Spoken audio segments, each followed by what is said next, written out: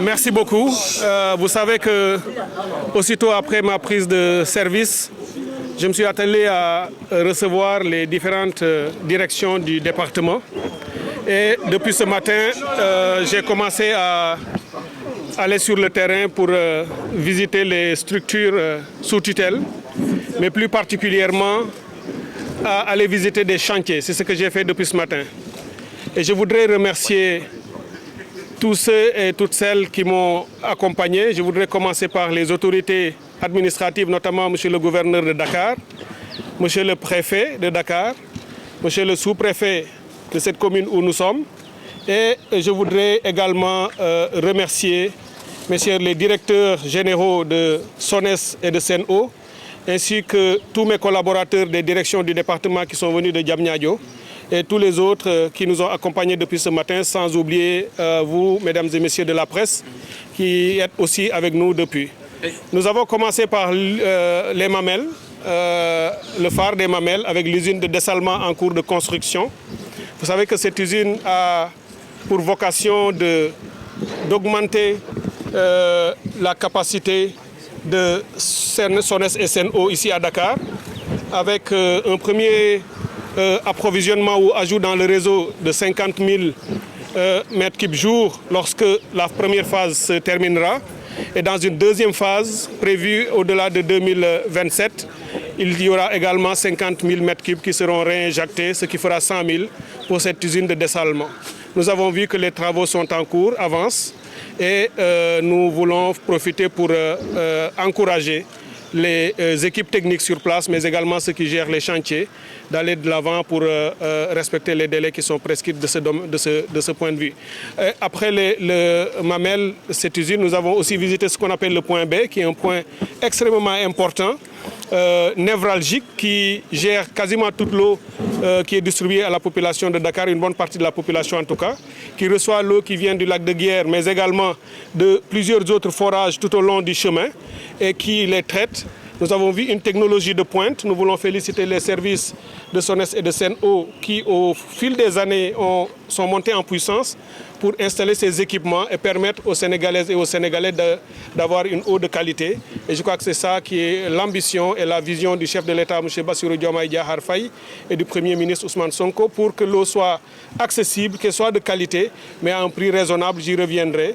Et c'est après cette étape que nous sommes venus à la SONES et à SEN'EAU, qui sont les deux structures qui concourent ensemble à donner aux Sénégalais dans les cités urbaines de l'eau. SONES est une société de patrimoine du Sénégal. SEN'EAU, contrairement à ce que beaucoup pensent, est aussi une société de droit sénégalais détenue à 55% par le Sénégal, 45% ou 44% par l'État du Sénégal et 11% par les salariés, ce qui en fait 55, ce qui veut dire que SEN'EAU également est une société sénégalaise. Et c'est tout cela que nous sommes en train de regarder, puisque suivant les instructions du président de la République, il s'agit non seulement de montrer effectivement que l'eau est une surpriorité pour le gouvernement, le secteur hydraulique de manière générale.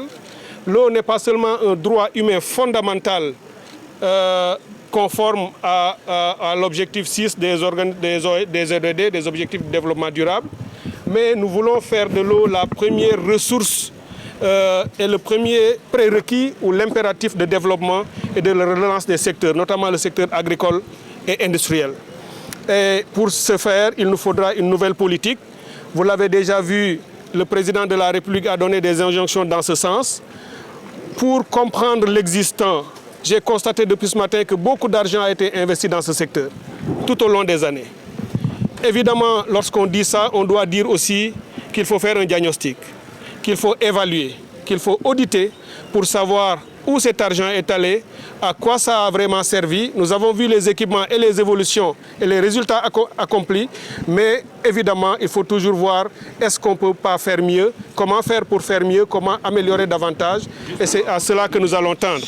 Donc ces audits, comme je l'ai dit, suivant les instructions du président de la République, seront développés ou lancés dans les prochains délais, dans les meilleurs délais, ou en tout cas dans les délais les plus courts, pour justement regarder à la fois le contrat d'affermage entre SONES et SEN'EAU. Il faudra également regarder le plan de performance, puisque, comme je l'ai dit, il faut vraiment que les Sénégalais aient accès à cette eau en qualité et en quantité, également à des coûts raisonnables. Et il faut avoir tout l'environnement du secteur hydraulique. Bien entendu, vous avez aussi entendu le président de la République parler de cet organisme de régulation qu'il faut mettre en place, parce que vous avez de la régulation dans les télécommunications et dans l'énergie. Aujourd'hui, ce secteur vital également du développement du pays demande à être mieux encadré, mieux suivi dans l'intérêt supérieur du peuple sénégalais. Et au total, avec les experts, nous sommes en train d'envisager toutes les options et les alternatives qui consisteraient, suivant la vision du président de la République qui est déjà déclinée dans le projet politique que les Sénégalais ont porté au pouvoir, d'avoir une grande ambition en termes d'approvisionnement en eau. Nous avons vu qu'une des approches développées par nos prédécesseurs, c'était entre autres, il y a le transfèrement depuis le lac de Guiers, mais il y a également les usines de dessalement. Mais nous allons explorer encore d'autres pistes innovantes pour pouvoir faire en sorte que d'ici les années à venir, dans le moyen et le long terme, l'eau soit vraiment disponible en quantité et en qualité. Écoutez, tout cela fait partie des questions que nous allons regarder de très près. Lorsque nous avons dit évaluation, lorsque nous avons dit audit, il s'agit de regarder dans toutes ces options techniques, mais également dans le contenu juridique de ces contrats. Ce que nous pouvons dire aujourd'hui, c'est que le gouvernement sortant, le président sortant a signé ce contrat que nous avons trouvé sur notre table.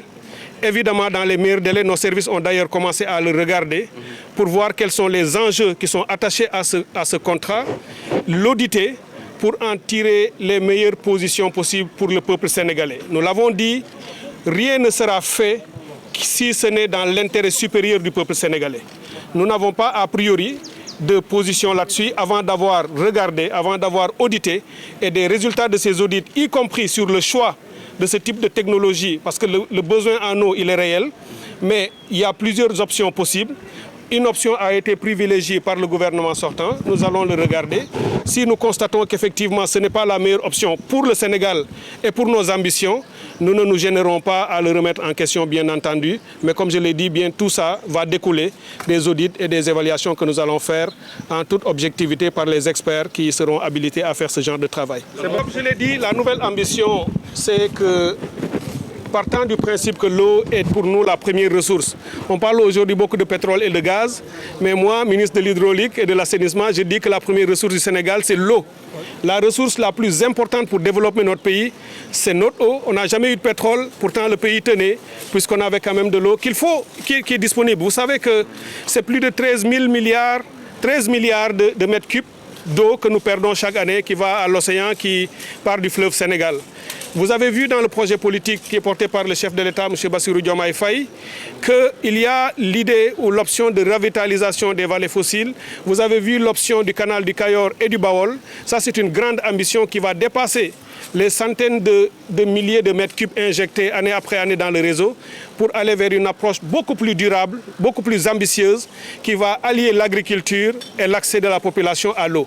Puisque même en partenariat avec le ministre de l'Agriculture, mon collègue Mabouba Diagne, nous sommes en train de réfléchir sur une approche qui permettra de faire eau et agriculture, et qu'avoir des projets conjoints qui soient de grande ambition et qui permettront de régler définitivement ces questions. Évidemment, dans ce cas-là, tout ce qui est autour du lac de Guiers sera rediscuté, revu avec une ambition nouvelle, mais également carrément une connexion sur le fleuve pour tirer l'eau de là. Nos experts sont en train d'y réfléchir et ces options-là seront mises sur la table le moment venu. J'ai dit que les audits permettront de tirer tout cela au clair. Ces audits sont une surpriorité. Tout le contrat d'affermage sera posé sur la table et revu. Les contrats de performance seront revus. Nous savons qu'il y a un problème d'équilibre financier dans le secteur, à la fois pour SONES et pour Sen'Eau. Le gouvernement attache beaucoup de prix à l'équilibre de ce secteur et à la survie de ces structures publiques. Et tout ce qu'il faudra faire, les efforts importants seront consentis pour pouvoir les aider à tenir, parce que pour que les Sénégalais aient justement continué à bénéficier de ce secteur, de ce service public important, il faut que ces structures-là également tiennent. Et toute notre énergie sera déployée à à résoudre ce problème. Et dans les prochains jours, bien entendu, après l'accès à l'eau douce pour les ménages, les Sénégalaises et les Sénégalais, nous irons aussi voir l'autre partie du secteur qui porte sur l'assainissement, qui est aussi un problème crucial, puisque la saison des pluies approche et nous avons à cœur cette année d'anticiper, de faire mieux, de consolider ce qui a déjà été fait. L'année dernière, il y a eu des résultats et nous allons partir de là pour améliorer et faire mieux, pour faire en sorte que nos concitoyennes et nos concitoyens ne vivent plus les difficultés habituelles lors des hivernages. Écoutez, le sentiment est qu'il y a beaucoup de travail devant nous. Nous avons une mission très claire, une feuille de route. Nous sommes à l'étape de diagnostic et d'évaluation, nous sommes à l'étape d'audit. C'est là que nous concentrons nos priorités. Il y aura un nouveau référentiel sur les politiques publiques au Sénégal. Il y aura une bonne place pour le secteur de l'eau de manière générale. Et évidemment, j'appelle tout le monde à se mettre au travail assez rapidement, tous nos collaborateurs, pour aller vers une nouvelle politique sur le secteur de l'eau.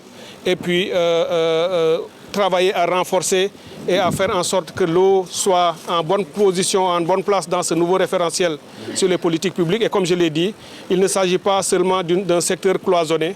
Nous voulons faire de l'eau un secteur à l'entrecroisement d'autres secteurs, à la confluence de l'agriculture, de l'élevage et d'autres, pour que par sa maîtrise, nous travaillions à faire en sorte que la transformation structurelle de notre pays soit une réalité et que l'autosuffisance alimentaire appelée de ses voeux par le chef de l'État soit également une réalité.